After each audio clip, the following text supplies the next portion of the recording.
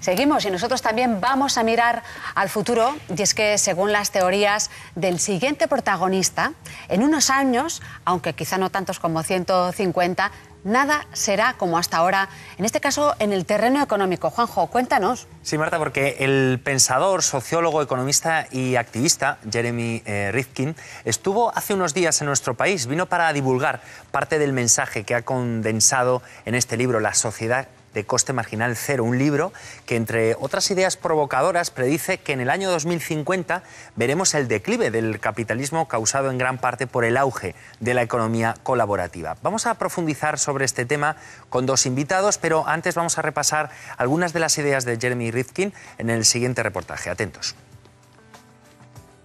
Fundación Rafael del Pino, foro dedicado al pensamiento que fue creado por el fundador de una gran multinacional en el sector de infraestructuras, Ferrovial. El patrono de la fundación hace un esbozo de la figura del economista, pensador y activista social que va a hablar en unos instantes.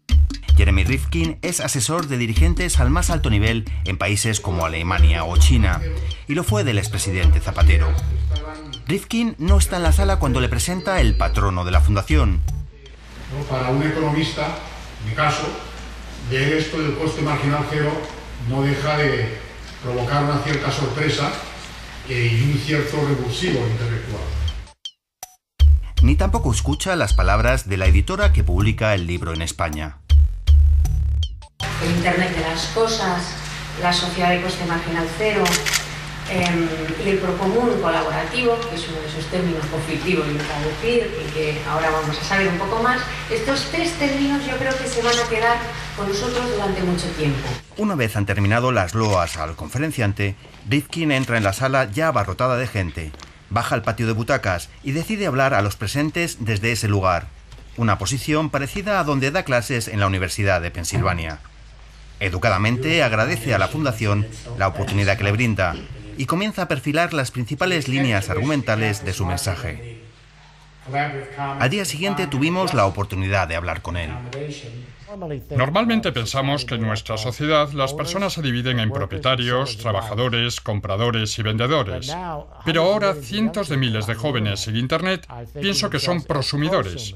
Producen su propia información, entretenimiento, cultura, casi gratis. Son emprendedores, producen y comparten su propia música y hay un coste marginal cero. Y no necesitan de las empresas discográficas. Cientos de miles de jóvenes producen sus propios vídeos en YouTube, sin copyright, y los distribuyen por un coste marginal cero a millones de personas en la economía colaborativa sin necesitar a la televisión como medio de distribución. Cientos de miles de jóvenes producen blogs en medios de comunicación sociales y los comparten a través de la economía colaborativa, sin necesitar a los grandes medios de comunicación. Rifkin habla de los cambios que ya estamos viviendo y que han convulsionado las estructuras de empresas dedicadas a la música, a los medios audiovisuales y al mundo editorial. Cambios que tienen su origen en Internet y que invaden numerosos campos. Pero esto es solo el principio, ya que está desarrollándose la llamada Internet de las cosas. La Internet de las cosas está conectando centros de producción en todo tipo de actividades. Hay sensores en campos de cultivo agrícolas, fábricas, almacenes, casas. Todo tipo de aparato está conectado a Internet por sensores y por lo tanto a los seres humanos. ¿Y qué nos permitiría hacer esto? Permitiría que con un simple smartphone y una aplicación y con todos esos datos se podrían crear algoritmos para analizarlos. Cada uno de nosotros podría hacerlo para producir servicios que estarían dentro de la economía de coste marginal cero y convertir esos servicios en el procomún, en la economía colaborativa. Y a esto hay que añadir la revolución energética y las impresoras 3D. Cientos de miles de jóvenes están construyendo piezas con impresoras 3D, con un software gratuito, reciclando plástico, papel y objetos metálicos como materia prima. De nuevo, el coste marginal es cero. Obama tiene un plan para que todos los niños en las escuelas dispongan de una impresora en 3D. A todo lo mencionado hasta ahora hay que sumarle lo que está ocurriendo en el sector energético, donde las transformaciones están vinculadas a un deseo de proteger nuestro planeta de grandes amenazas como el cambio climático. Hay millones de personas, en especial en Alemania, que producen energía a coste marginal cero por medio de la energía eólica y solar. No hay que pagarle al sol ni al viento la factura.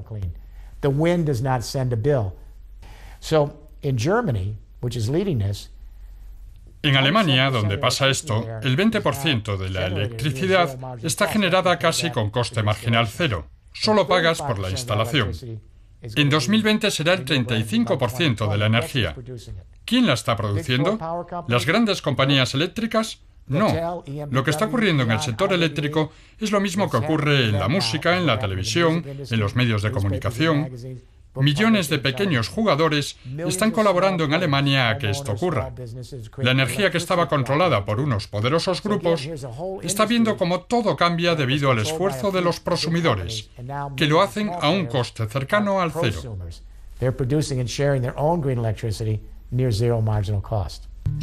El 9 de junio de este año, Alemania atendió con energía solar el 50% de la demanda energética de todo el país. Un dato más que nos acerca a las profecías de Rifkin.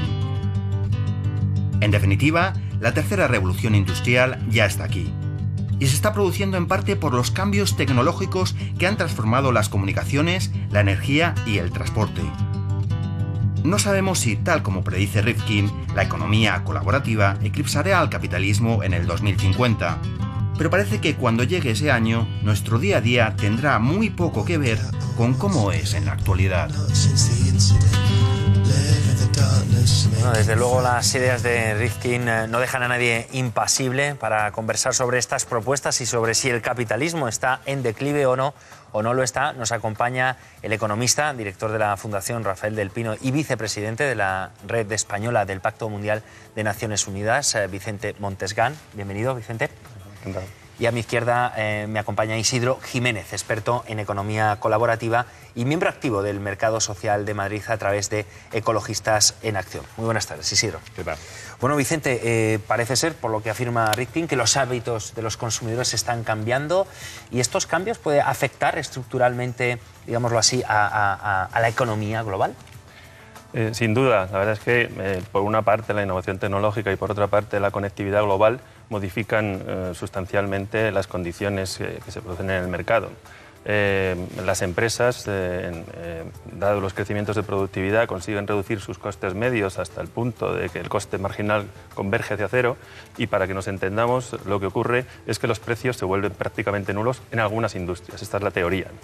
Esto provoca que se produzca, que se acentúe ese proceso de democratización del consumo que ya se había producido hace algunas décadas y que viene materializándose pues, en que determinados productos se hacen mucho más accesibles a un precio mucho menor. Por ejemplo, el caso Inditex, el caso IKEA, el caso de líneas de bajo coste, son casos evidentes en los que toda esta innovación está provocando una reducción de los costes que nos lleva a precios muy bajos, que hacen muy accesible todos estos productos a la ciudadanía y, por tanto, cambian las pautas de consumo. Podemos decir que los consumidores salimos ganando. Isidro, ¿no?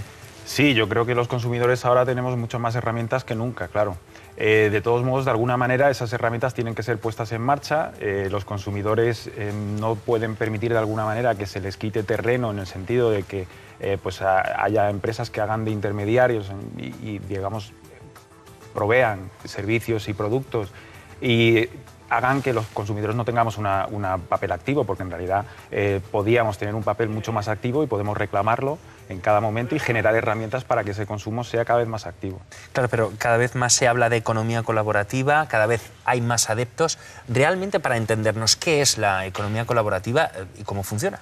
Bueno, es un concepto un poquito amplio porque evidentemente recoge muchos elementos, ¿no?, de la sociedad que se están moviendo, pero puede ser desde una plataforma que pone en contacto a diferentes consumidores y consumidoras hasta puede ser un proyecto, por ejemplo, como los grupos de consumo autogestionado, que son grupos donde unos ciudadanos se ponen en marcha para conseguir una alimentación directa, trabajando con productores, por ejemplo, de agricultura ecológica o de ganadería ecológica, y consiguen mejores precios, pero también además unos criterios éticos y ambientales, consiguen algo que se había perdido probablemente por pues lo que es la venta minorista, que ha quedado reducida pues a grandes superficies, etcétera, consiguen un trato directo con los productores y ganan pues en estableciendo una relación de confianza con esos productores, ¿no? Es decir, es una actitud activa del consumidor y de los consumidores en línea de ganar terreno en algo que se había ido perdiendo en las últimas décadas. Claro, otra de las cosas, Vicente, que afirmaba Rifkin es que parte o un sector de los consumidores se han convertido en prosumidores, ¿no? Productores, como decía Isidro, y consumidores a la vez. Yo no sé en qué porcentaje dentro de la población de nuestro país podríamos situar a esos prosumidores. La verdad es que no hay estadísticas todavía porque el proceso se está produciendo en estos momentos, pero sí que podríamos aproximarnos al potencial de prosumidores que podemos encontrarnos en nuestro país, ¿no?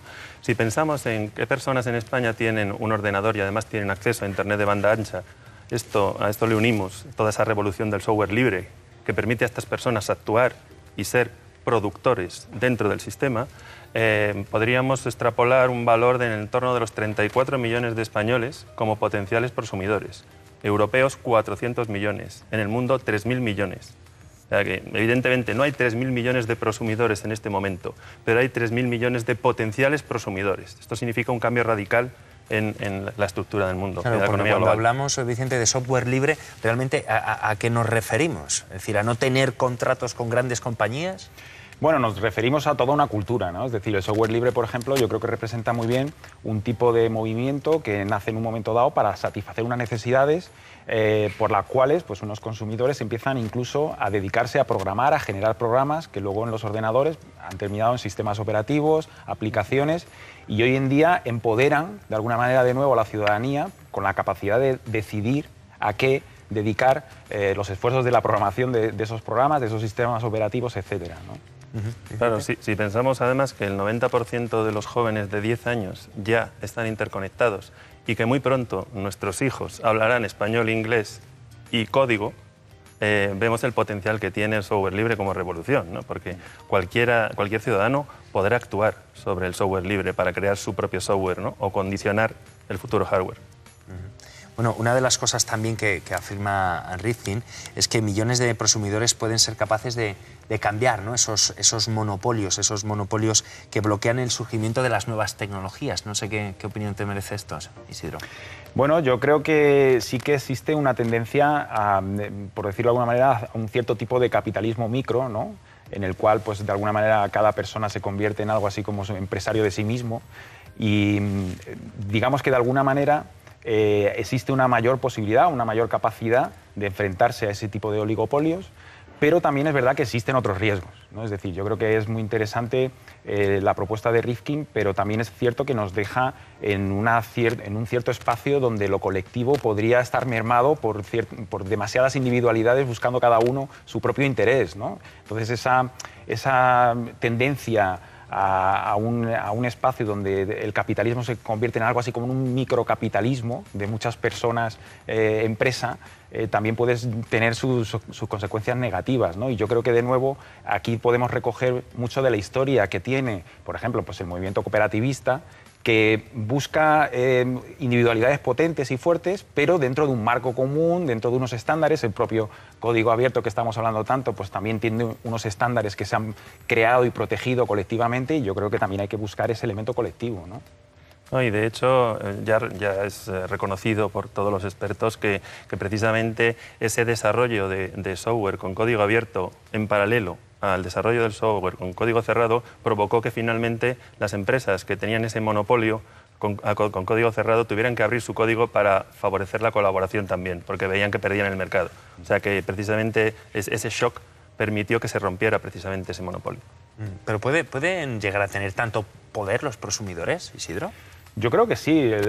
Lo único es un poco a esto que vamos. Es decir, el prosumidor puede ser activo y puede ser una fuerza importante en el futuro, siempre y cuando busque alianzas entre el resto de los prosumidores. Quiero decir, el prosumidor tiene dos acepciones, me parece interesante. Una es ese consumo activo, la idea de proactivo, y luego esa idea de un cambio radical que es: yo no soy consumidor, no solo acepto mi rol de consumidor, sino que además quiero producir, ¿no? Las impresoras 3D que estábamos viendo antes son un elemento que evidentemente potencia y posibilita que ahora un consumidor sea también productor, por lo menos de ciertas cosas. Antes era de código y de software libre, etcétera, y ahora también de objetos reales, ¿no? Y entonces cambia mucho la dimensión. Es un concepto que todavía nos resulta difícil, pero que Rifkin habla de ello porque es evidente que está llegando, ¿no? La posibilidad de producir cosas cada uno en su casa. Ahora bien, de forma individual, cada uno en su casa, como decíamos de alguna manera, y aislados, pues es difícil cambiar las reglas del juego, por decirlo de alguna manera, ¿no? Es decir, hace falta ciertos elementos colaborativos, gestionados de forma colectiva, para que eso tenga cierta dimensión, ¿no? Bueno, Rifkin en su libro predice que en el 2050 se acabó el capitalismo. Vicente. Hombre, yo creo que es un intelectual provocador. Yo creo que lanza estos mensajes quizás precisamente para promover el debate. Y es bueno que debatamos sobre esto, ¿no? Yo realmente no creo realmente que estemos ante el final del capitalismo. El capitalismo es un sistema que va adaptándose a la nueva realidad, ¿no? Y yo creo que estamos en un momento de confluencia de tres ciclos, ¿no? Un ciclo corto, que sería el de la crisis, un ciclo más de medio y largo plazo, que es el de la globalización, y luego un ciclo que también nos afecta directamente, que es el del fin de la era de Occidente, ¿no? Con la aparición de estos 4.000 millones de conciudadanos del mundo que reclaman un espacio que antes estaba monopolizado por los países de la OCDE, ¿no? Entonces, ese proceso es reactivado y reforzado por la hiperconectividad y por la innovación tecnológica. Y esto crea incertidumbres, ¿no? Pero yo creo que el capitalismo, a lo largo de las distintas revoluciones que ha vivido, ha sabido adaptarse a la realidad, ¿no? Al fin y al cabo, el capitalismo se basa sobre las empresas son organizaciones formadas por personas que atienden a personas y que no viven al margen de la sociedad en la que actúan, ¿no? Con lo cual, yo creo que sí que es cierto que viviremos cambios profundos, pero que esto no pone en cuestión el sistema. Predicción errónea, entonces. Isidro. Yo la veo un poquito arriesgada, ¿no? Es decir, yo creo que sí que es cierto que se ven unos cambios y cambios que todavía nos cuesta incluso entender, ¿no? Y un ejemplo es esta impresora 3D, que parece un aparato así muy sencillo, pero puede suponer una revolución importante. Pero sí que es cierto que, por ejemplo, veo cierto tecno-optimismo en Rifkin, ¿no? Es decir, cierta idea de que es la tecnología por sí misma la que va a cambiar las cosas. Cuando un poco en esa línea, ¿no? Estamos viendo que en realidad los cambios sociales muchas veces se producen pues, porque hay pues, un consenso entre las personas y un consenso tal de ir hacia un sitio, transformar, etcétera, ¿no? Estamos en la sociedad que más tecnología ha tenido nunca hemos tenido tanta tecnología a nuestro servicio. Y sin embargo, pues cualquiera puede observar que seguimos teniendo muchísimos problemas, tantos hambrunas como problemas de todo tipo, 1 grado más en la temperatura de la Tierra en 100 años. Quiero decir que seguimos teniendo los mismos problemas a pesar de tener tanta tecnología, y eso quiere decir que la tecnología por sí misma, por sí sola, no va a ser la solución, ¿no? Creo que hay que mirar hacia otros sitios, que la tecnología es importante, pero no es lo único. Vicente, ¿estamos viviendo esa tercera revolución industrial o no?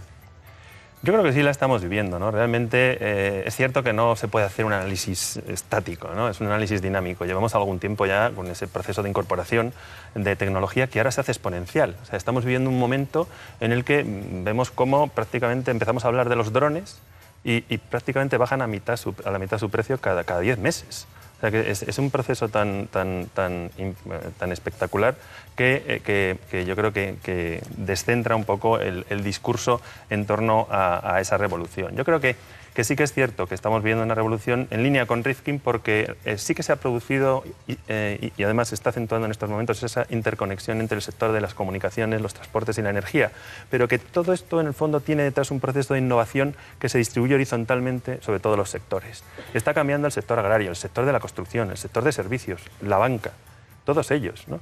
Los grupos en el sector agrario se articulan de forma que ponen en el mercado sus propios productos, la construcción. O sea, esas máquinas, si me permitís, que es un ejemplo tan gráfico, ¿no? Esa especie de lavadoras de coche, que son aquellas máquinas, ¿no? Que con tecnología de materiales y la incorporación de los sistemas 3D son capaces de construir casas al 25% del coste de la albañilería tradicional, como si fueran máquinas que van creando urbanizaciones. Eso cambia todo. Y todo ese impacto se produce en sectores tan tradicionales como la construcción, el sector agrario, evidentemente el industrial o el financiero. La última operación de crowdfunding para el sector inmobiliario ha movilizado pequeños inversores para una operación inmobiliaria de 500 millones de dólares en Estados Unidos. Estamos a las puertas de un cambio radical en todos los sectores y de un impacto horizontal en toda la economía. Sí, eso es interesante. Yo creo que además Rifkin es muy inteligente, centrándose sobre todo primero en un sector como es el mundo digital, ¿no? Y además los productos culturales dentro del mundo digital, algo que cualquier ciudadano se ha acostumbrado de alguna manera a compartir. Y sirve un poco como laboratorios de experiencias, ¿no? Para saber un poquito cómo extraer conclusiones en que hay una ciudadanía que quiere compartir cosas, que quiere pasar de la economía de la escasez a la economía de la abundancia, donde las cosas cuando se comparten ganamos todos y todas, ¿no? Es decir, es un cambio cultural importante que se da muy bien en Internet, pero que no es tan fácil trasladar a otras actividades económicas, ¿no? Y entonces, de alguna manera, yo creo que ahí lo inteligente de Rifkin ha sido intentar ver qué paso se va a seguir para ir avanzando en esa línea en otros sectores, ¿no? No cabe duda de que ese avance se va a dar, pero cómo y cuándo, eso es lo difícil de prever, ¿no? Claro, pero Isidro, usted o tú eres uno de los colaboradores del Mercado Social de Madrid. ¿Qué es exactamente? ¿Cómo funciona? Es un ejemplo micro de cómo funciona este tipo de economía colaborativa y social, ¿no? De alguna manera, un mercado social es un espacio donde proveedores con unos criterios ambientales y sociales se unen para generar una red y que esa red a su vez sirva como un elemento de protección de esas pequeñas empresas, muchas de ellas con esa tradición cooperativista tan importante del movimiento cooperativista y con esas ideas de horizontalidad, igualdad, etcétera, que son tan importantes hoy en día, creemos, como valores en la empresa. Y ese mercado social lo que hace es generar una estructura en red donde pequeñas entidades cada vez crecen en esa red grande, o sea, no crecen tanto de tamaño en sí mismas, sino que lo que crece es una red que va dando posibilidad de un mercado, de un verdadero mercado, ¿no? Donde hay intercambios, donde, por ejemplo, pueden entrar a consumir ese tipo de prosumidor que busca alternativas, que busca entidades que le ofrecen criterios ambientales y sociales y que sabe que ahí las va a encontrar. Y entonces se generan esos lazos de confianza de los que hablábamos antes y dices, bueno, a la hora de consumir sé que tengo un sitio, un espacio donde puedo encontrar ese tipo de criterios. Bueno, otro de los puntos de Rifkin, en su entrevista, hablaba de la inversión en infraestructuras obsoletas del siglo XX. Nos gastamos mucho dinero en algo que no tiene sentido, cuando deberíamos de mirar más hacia el futuro y crear empleo con esas otras alternativas que se nos presentan, Vicente. Bueno, yo creo que en esto también Rifkin trata de ser provocador y un poquito radical, ¿no? Realmente las infraestructuras que tenemos en estos momentos son infraestructuras que tienen detrás un programa de largo plazo, ¿no? O sea, son inversiones de largo plazo. Entonces, evidentemente, el cambio tecnológico era de medio plazo, se está convirtiendo en de corto plazo, y esto supone que se abre una brecha, ¿no? entre esas inversiones de largo plazo y el cambio tecnológico. Pero lo que tenemos que hacer es ser capaces de adaptar nuestras infraestructuras, ¿no? No es cierto que tengamos infraestructuras obsoletas que tengamos que abandonar, ¿no? Sino que esas infraestructuras tendrán que adaptarse a una velocidad superior a los cambios tecnológicos que se están produciendo, y es lo que está ocurriendo, además. ¿Dejaríamos de apostar entonces por los combustibles fósiles? ¿Sí, no, yo creo que los últimos datos lo que arrojan es una clara tendencia o una necesidad imperiosa de un cambio de modelo, ¿no? Y es evidente que la energía es uno de los elementos clave.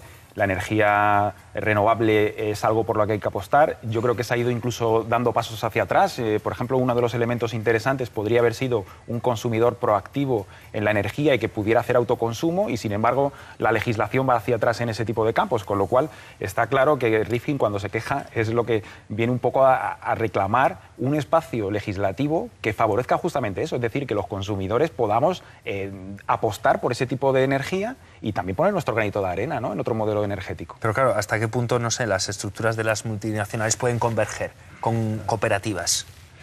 La verdad es que las empresas, en el contexto que estamos hablando, están incorporando hace mucho tiempo estos procesos dentro de su toma de decisión y también en su modelo de negocio, ¿no? Hablamos hace un minuto de infraestructuras, ¿no? Nosotros tenemos las mejores empresas de infraestructuras del mundo, líderes en todos los ámbitos, y todas ellas incorporan áreas de intraemprendimiento, direcciones de innovación que están internalizando todos estos procesos. Pronto veremos cómo adaptamos nuestras infraestructuras actuales en el ámbito del mantenimiento, por ejemplo, y veremos drones gestionando el seguimiento de la vía, cambios de firme que nos llevarán a aprovechar la energía de rotación de las ruedas para hacer autosostenibles energéticamente las propias infraestructuras, o cuestiones tan relevantes como la gestión del tráfico, ¿no? En un momento en el que se está planteando muy pronto ya la automatización del transporte y la incorporación de sistemas de navegación nuevos, al final pues, la distancia entre vehículos se cierra, con lo cual la optimización por parte de las empresas de toda esta innovación se va a producir, ¿no? Entonces, al mismo tiempo las empresas, con toda esta revolución de la responsabilidad empresarial, están reforzando su impacto social e internalizando mucho ese valor social de la empresa, tratando de incorporar a la empresa a todos los actores de la misma para conseguir un proceso de aproximación a la sociedad, que es un poco lo que has planteado con la pregunta, ¿no? Que nos lleva a esa cercanía de la empresa Covered. Pues veremos qué nos depara todo esto, Vicente Montes. Muchísimas gracias por estar con nosotros, Isidro Jiménez. Gracias igualmente. Un placer. Gracias.